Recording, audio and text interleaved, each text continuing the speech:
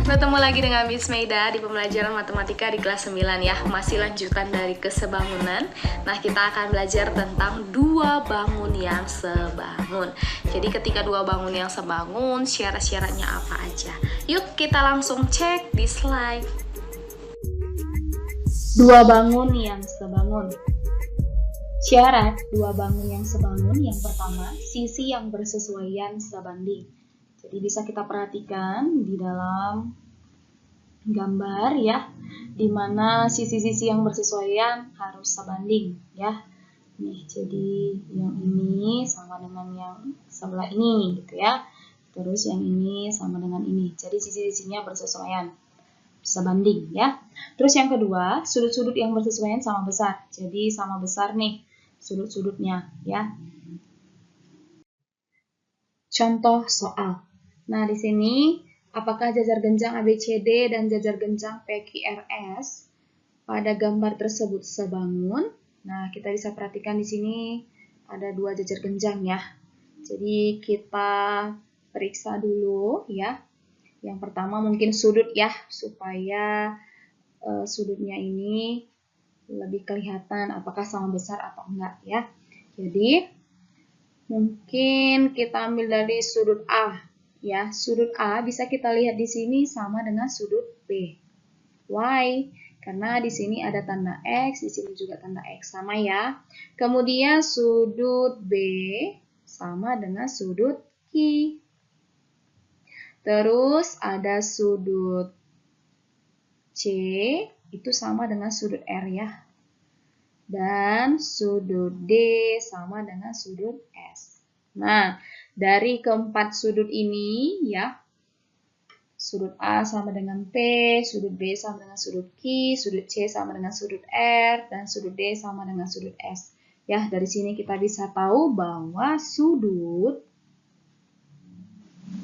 yang bersesuaian, ya, sudut-sudut yang bersesuaian sama besar ya, bersesuaian sama besar.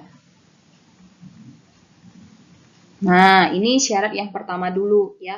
Syarat pertama untuk yang sebangun, sudut-sudut yang bersesuaian sama besar, dan ini terbukti gitu ya. Nah, terus yang kedua, kita perhatikan perbandingan sisi yang bersesuaian. Jadi kita lihat sisinya. Di sini ada sisi AB banding PQ ya, karena ini yang bersesuaian sisi-sisinya. Itu mungkin sama dengan ya sisi CD dibanding dengan sisi RS ya. Nah, karena ini sama-sama ya. Jadi kalau 15 cm, di sini juga 15 cm, di sini juga jadi 10 cm. Nah, jadi perbandingan dari AB banding PQ dan CD banding RS adalah 10 banding 15 ya. Jadi 10 banding 15. Nah, di mana 10 banding 15 ini kalau kita perkecil, sederhanakan, sama-sama bagi 5 ya. Jadi 2 banding 3. Nah, sekarang sisi yang lain lagi. Berarti ada sisi AD ya, AD banding PS. Dan itu sama juga dengan sisi BC banding QR ya. Nah, di mana perbandingan sudut mereka ini adalah berapa? 6 banding 9 ya. 6 banding 9. Jadi 6 banding 9 kalau kita perkecil itu sama dengan 2 banding 3. Nah, dari keempat ini perbandingan sisi yang bersesuaian berarti sebanding. Ya kan? Jadi sisi ya bisa kita simpulkan bahwa sisi yang bersesuaian sebanding ya. Jadi mereka memiliki sisi yang bersesuaian, yang sebanding. Nah, jadi tadi syarat bangun yang sebangun, dua bangun yang sebangun adalah sisi-sisinya bersesuaian sebanding, terus sudut-sudut yang bersesuaian sama besar. Dari sini kita ketahui bahwa jajar genjang ABCD dan PQRS adalah sebangun, ya, sebangun. Jadi terbukti bahwa kedua bangun tersebut adalah sebangun. Jadi kalau misalnya ada dua bangun yang tidak memenuhi syarat dari kedua ini, sudut-sudut yang bersesuaian sama besar dan sisi yang bersesuaian sebanding, berarti dia tidak sebangun. Oke, contoh soal berikutnya ya. Ada dua bangun trapesium, hitunglah panjang AB dan QR. Nah, yang pertama dulu tentukan dulu sudut-sudut yang bersesuaian, yang mana aja yang bersesuaian, terus sisi-sisi yang bersesuaiannya itu sebanding. Nah, jika dengan demikian, maka kita bisa mencari panjang AB dan QR ya.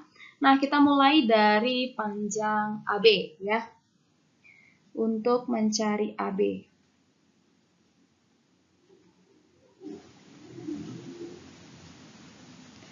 Sisi AB ya, kita bandingkan dengan sisi apa? Ayo, sisi PQ.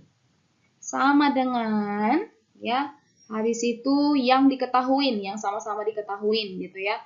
Boleh yang mana nih yang ada diketahuin? Berarti DC ya. DC atau CD sama saja per SR ya, per SR karena ini yang sama-sama diketahui. Nah, maka yang dicari adalah AB, jadi tetap AB per PQ berapa? PQ adalah 12 sama dengan DC, DC-nya 5 per SR-nya 7,5 ya, seperti itu. Nah, sekarang kali silang ya. Jadi 7,5 AB sama dengan 12 kali 5 ya.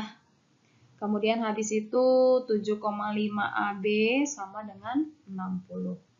Maka AB sama dengan 60 bagi 7,5 ya. Jadi 600 bagi 75 berarti dapat 8.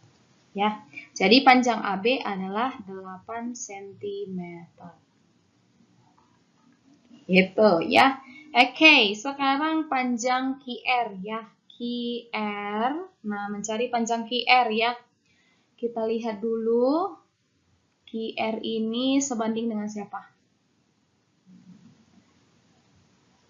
QR. QR ya. Berarti kalau QR berarti sebanding dengan AD ya. Berarti boleh AD per QR sama dengan apa nih? Sama yang diketahuin, sama ya, DC per SR ya. DC per SR. Nah, yang ditanya adalah QR ya, berarti AD 4 per QR sama dengan DC per SR, berarti 5 per 7,5. Oke, sekarang kita kali silang. Ya, jadi 5 QR sama dengan 4 kali 7,5 berapa? 30 ya. 30 berarti QR sama dengan 30 bagi 5. Jadi QR sama dengan 6 cm ya. Jadi udah diketahui panjang AD terus AB terus dengan QR ya. Oke, seperti itu caranya. Jadi tentukan dulu bangun yang sebangun. Ya, yang mana nih sisi-sisi yang bersesuaiannya yang mana. Ya, bisa kamu perhatikan dari tanda-tanda ini ya. Jadi lengkung 1, ini juga lengkung 1. Berarti itu yang sama ya, sudutnya yang sama. Kemudian ada X ya, sama dengan X gitu. Nah, sisi-sisinya pasti akan bersesuaian juga. Hayo, gimana? Udah paham tentang syarat dari dua bangun yang sebangun? Harusnya udah dipahamin ya, karena ini adalah syarat untuk dua bangun yang sebangun. Jadi kedepannya akan ada segitiga-segitiga yang sebangun. Nah, tetap syarat ini akan terpakai. Ya, oke, tetap semangat. See you next time. Bye-bye.